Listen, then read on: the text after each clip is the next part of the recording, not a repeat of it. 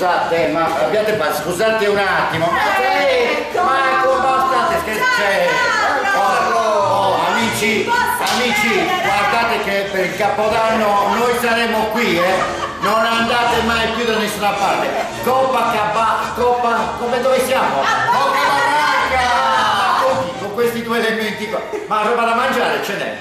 Tantissima. Ma Gaberoni? Ci sono locali rossi. Ma primi ce n'è il vino caldo di quelli fritti. Abbiamo delle troffie al ma chi? Quelli strozzano chi li prende? Strozzapreti. Raga, mi sta vedendo già la tremarella. E poi un bellissimo risotto alla marinara.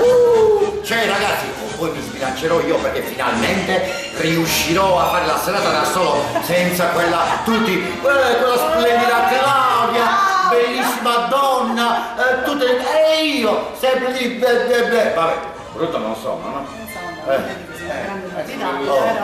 Ragazzi, vi aspettiamo per il 31, se volete essere dei nostri, siatelo, se non lo vorrete sapere peggior per voi. Vi aspettiamo! Ma che vi aspettiamo, che si perdono un sacco di cose qua, loro! Ciao, Bocca Barranca! Buongiorno, ho portato le spumanti.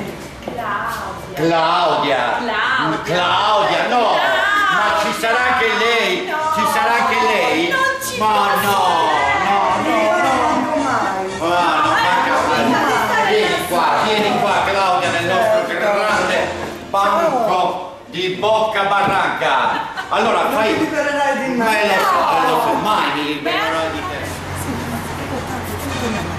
Come torniamo a casa, io risolvo ogni problema, faccio così e risolviamo tutto, a qualsiasi ora, in qualsiasi momento. Vieni come Claudia.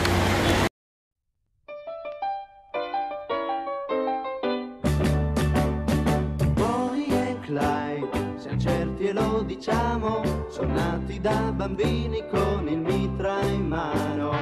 Bonnie e Clyde non pensano all'amore. Claudia Vespa, dove andate? Aspetta! Così nessuno sa la fine quale sarà.